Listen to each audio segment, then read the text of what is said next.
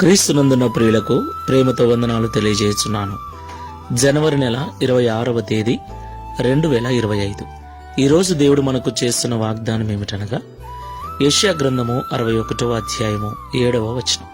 మీ అవమానమునకు ప్రతిగా రెట్టింపు ఘనత నొందుదురు. ఆమేన్. నా ప్రియమైన సహోదరి సహోదరులారా, అవమానములు పొందటం, చులకనగా చూడబడటం, ఎగతాళి చేయబడటం, లెక్కలేని వారిగా ఎంచబడటం, ఆయా సమయాలలో ప్రతి ఒక్కరము కూడా ఈ స్థితిని అనుభవించి ఉంటాం. తప్పు చేసినా చేయకపోయినా కొన్నిసార్లు మన స్థితిని బట్టి కావచ్చు, మన అసమర్థతను బట్టి కావచ్చు, మన అపజయాన్ని బట్టి కావచ్చు, నలుగురు మనల్ని నిందిస్తూ హేళనగా మాట్లాడుతూ ఉంటారు. ఆ సమయంలో నిజంగా ఎంత బాధ, ఎంత వేదన.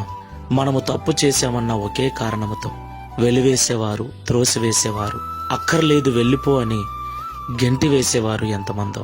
ఇలాంటి భయంకరమైనటువంటి పరిస్థితుల్లో మనల్ని ఎవరూ అర్థం చేసుకున్నటువంటి ఆ పరిస్థితుల్లో ఆయా సమయాలలో మనం ఉంటూ ఉంటాం కదా.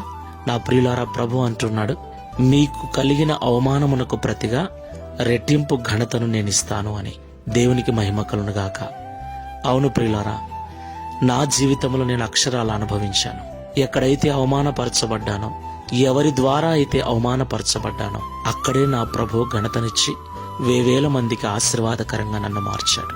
నా ప్రియమైన సహోదరి సహోదరుడా, ఈ మాటలు వింటున్న నీవు అవమానపరచబడిన స్థితిలో కృంగిపోతూ ఉంటే భయపడకు. విశ్వాసములో బలహీనుడవు కాక, ప్రార్థనను విడవక, సంఘానికి దూరము కాక, స్థిరబుద్ధి కలిగి ప్రభువును సేవించు. ఈ వాగ్దానం నెరవేర్చబడినట్లు నాతో కలిసి ప్రార్థించు. ప్రేమ స్వరూపుడైన తండ్రి, పరిశుద్ధుడైన ప్రభువా, మీకు స్తోత్రాలు చెల్లిస్తున్నాం. మీ అవమానమునకు ప్రతిగా రెట్టింపు ఘనతనిస్తానని ఈరోజు మాతో మాట్లాడినందుకు స్తోత్రాలు. అవును తండ్రి, మా చేతగాని తనాన్ని బట్టో, తెలుసో తెలియకో మేం చేసిన పొరపాట్లను బట్టో, తప్పులను బట్టో, మా అపజయాన్ని బట్టో, ఆయా సమయాలలో ఇంటిలోనూ వీధిలోనూ కొన్నిసార్లు సంఘములో కూడా అవమానపరచబడుతూ, చులకనగా చూడబడుతూ, హేళన చేయబడుతూ ఉన్నాం. అయితే మేము ప్రార్థన మానక, విశ్వాసమందు సన్నగిల్లక, శుభప్రదమైన నిరీక్షణతో నీ సన్నిధిలో చేరినట్లయితే, ప్రార్థించినట్లయితే, అవమానము పొందిన చోటనే రెట్టింపు ఘనతనిస్తానని, అవమానపరిచిన వారితోనే మాకు విజయాన్ని అనుగ్రహించే దేవుడవని ఈరోజు మాతో మాట్లాడినందుకు స్తోత్రాలు. ఈ ప్రార్థనలో ఏకీభిస్తున్న వారిలో అలాంటి బలహీన పరిస్థితుల్లో ఉన్నట్లయితే ఈ మాటల ద్వారా బలపరచండి.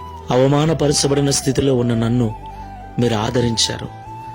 అవమానం పొందిన చోటనే ఘనతను, అవమానించిన వారి వలననే ఘనతను మీరు నాకు అనుగ్రహించారు. అలాగే నీ ప్రార్థనలో ఏకీవిస్తున్న వారందరికీ అనుగ్రహించి, నా వలె వారు నీకు సాక్షులుగా ఉండటకు సహాయం చేయమని, తద్వారా ఈ దిన వాగ్దానమును మా అందరి జీవితాన్ని నెరవేర్చి మీ నామమును మహిమపరచుకుని యేసు నామములో ప్రార్థిస్తున్నాము తండ్రి. ఆమేన్. Praise the lord. God bless you.